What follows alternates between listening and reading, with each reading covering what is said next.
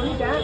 But நீங்களும் ஒரு 4 பேர் 5 பேர்கிட்ட ஒரு விழிமுறை கேட்குறோம். அதை பற்றி நீங்கள் சொல்லுங்கள். அந்த கடவுளை நீங்கள் எப்படி ஓகே, கடவரா மீன் பார்த்தீங்கன்னாக்கா வேற லெவலில் இருக்கும். செம்ம டேஸ்ட் அது. நல்லா சைஸான மீன், ஆழ்கடலில் பிடிக்கிறது பெரிய மீன் இது. கண்டம் பெருத்த கடவரா மீன் சொல்லுவாங்க.